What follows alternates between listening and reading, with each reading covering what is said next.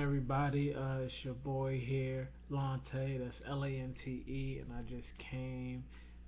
This is like my first video review, first YouTube video, anything of that nature. So I just really wanted to get this started. If you do know me from YouTube, I comment a lot on a lot of basketball channels and a lot of videos, high school, college, pros, whatever.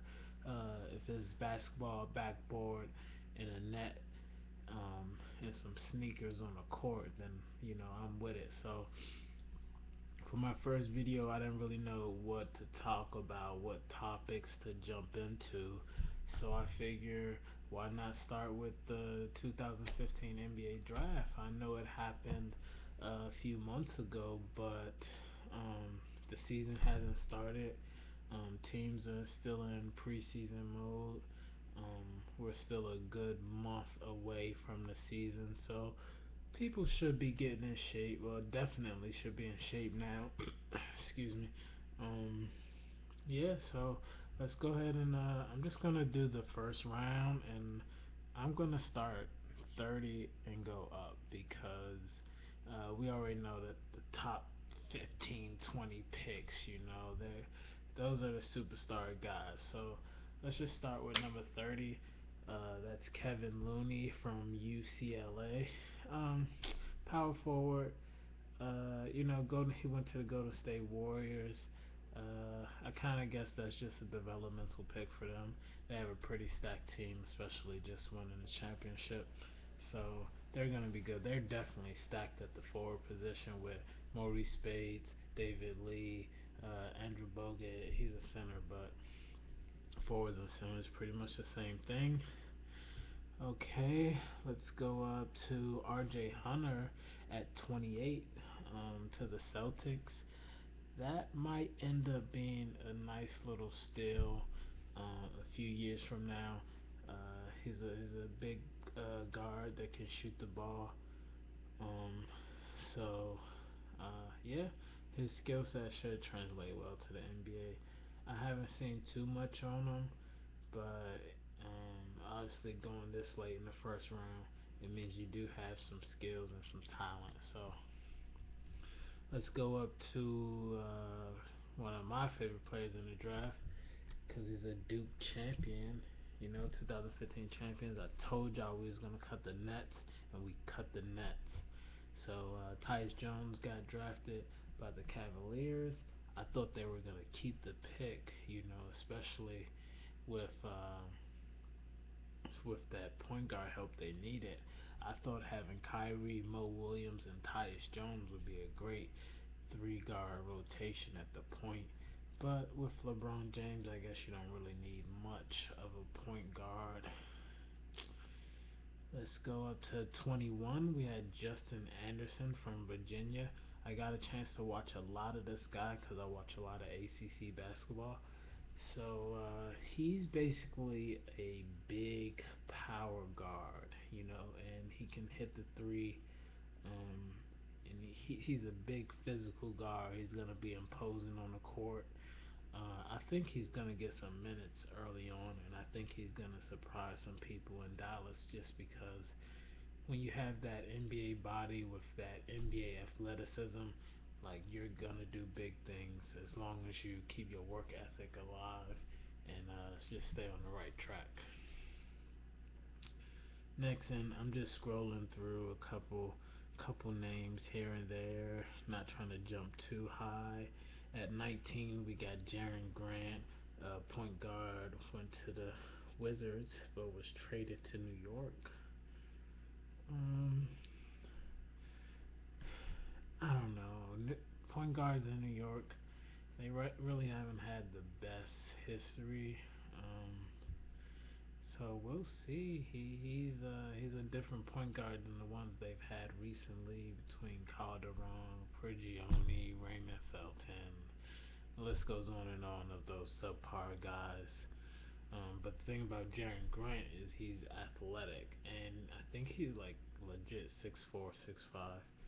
So that'll play out well for him. You got Sam Decker at 18. to the Houston Rockets. Yeah, I think he got a lot of hype last year in the tournament.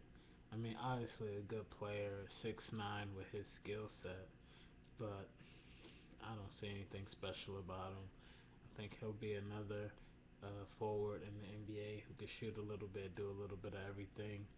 Maybe like a poor man's Tyson, a poor man's what is his name? Poor man's Chandler Parsons. Damn, I could not remember his name for anything. Um,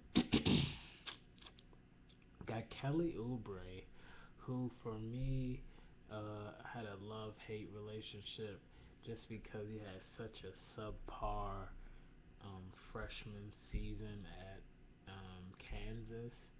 I felt like at 6'8" with the skills that he has and just the physique that he has, he really should have dominated the Big 12.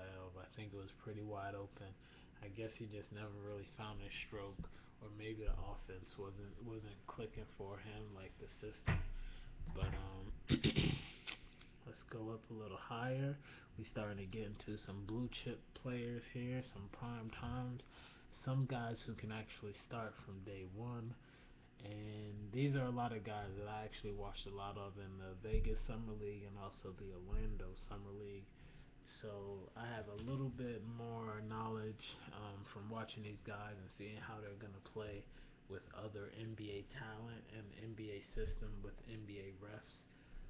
So first, I want to talk about number 13. That's Devin Booker to the Phoenix Suns, and after watching him in the summer league, he was definitely a top seven pick.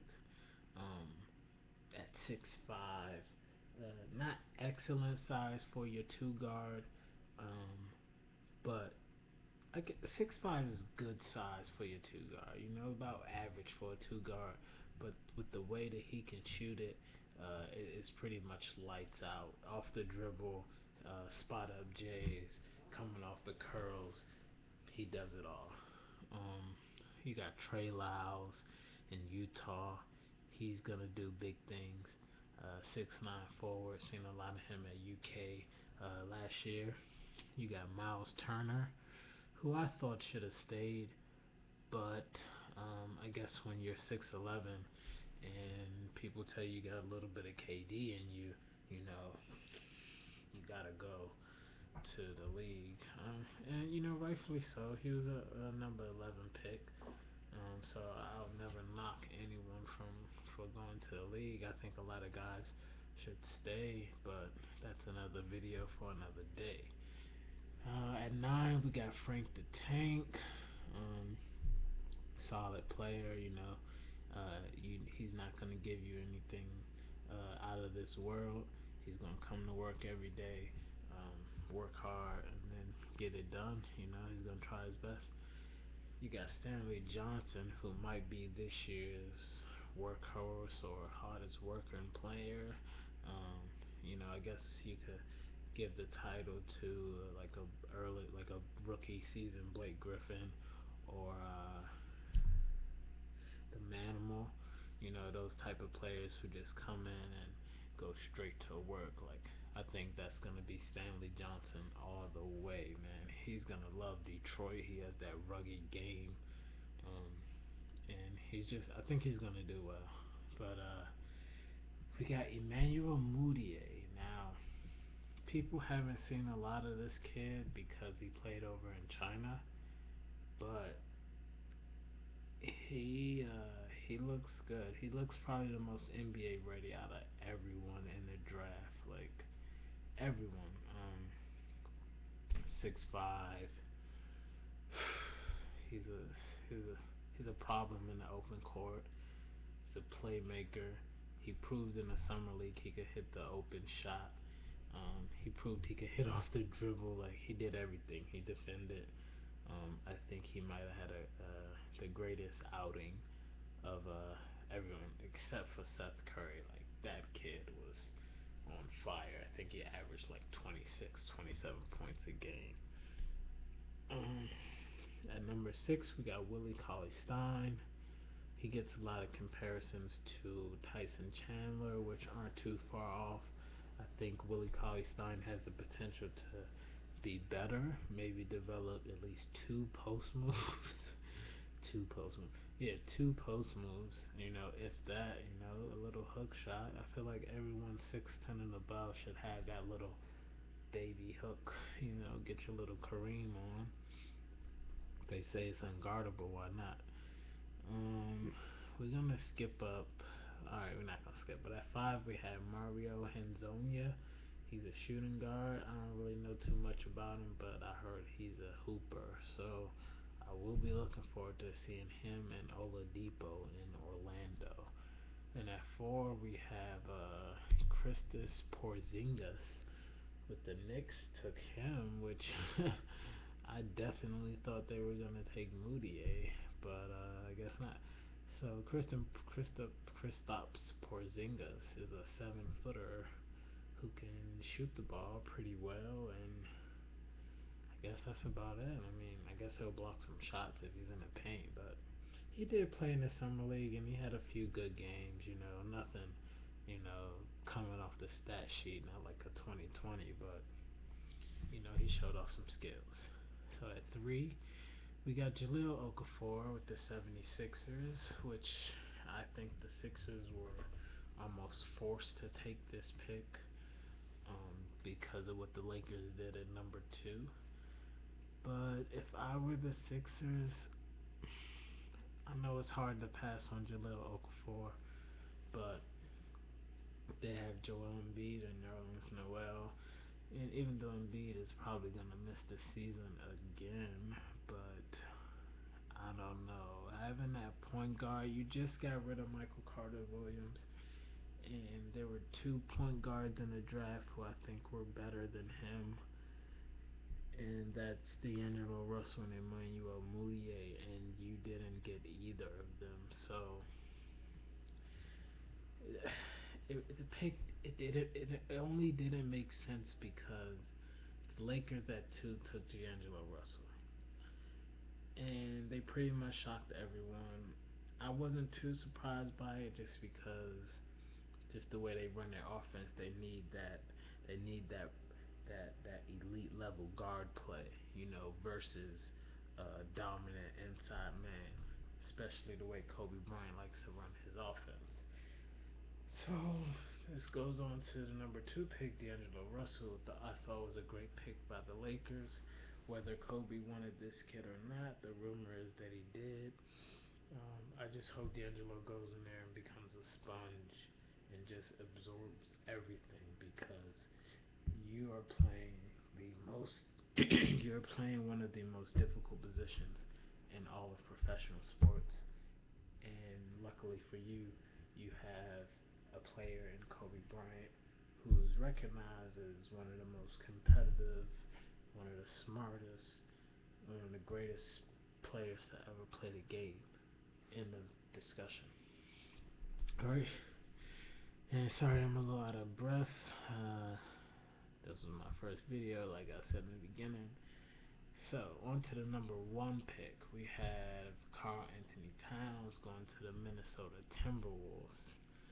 Now, I personally would have went with Jahlil Okafor at number 1. And here's why. Karl Anthony Towns is a great player. He's going to be an even better player than he is now.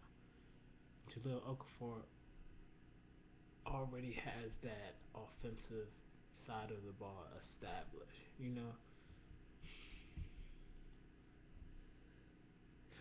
Did the Minnesota Timberwolves need a low post scorer? Probably not as much as they needed a player who has a much wider skill set. So in that regard, I guess you could say Karl Anthony Towns is the better prospect because his upside is far higher. He does have a skill set. He does have an offensive game. And it really didn't get to show a lot at UK last year because, you're playing 15, 17 minutes a game, you're only going to get about 5, 6, 7 touches. So, all in all, I think this was a good draft. I don't necessarily think it was a deep draft. Let me just look at the second round to see if there were any sleepers that I think. Um, I think Rakeem Christmas is gonna do well in the league. I think I think Andrew Harrison from UK is gonna play really well. Like he's a 6'5" point guard. He's not the quickest, but he's not gonna turn it over. So I think he's gonna do well. I don't know if his brother got drafted, but um, that's pretty much it. Like I said, it wasn't really a deep draft outside of the first. I'll say the first 25. Good players in there, impact players who could come in and play right away. Um, yeah. So that was my breakdown of the 2015 NBA draft. If you like this video, please comment, like, subscribe, share, all of that jazz. But I really want you to comment. I'm really into the comments and having discussions with people about this sport that I love. So if you could, comment, I'll definitely comment back because, I only have like one subscriber. But you could be number two. So do that for me and I'll try my best to put more videos up, have more fun, and do what I do. Alright, I will be out of here. See you guys.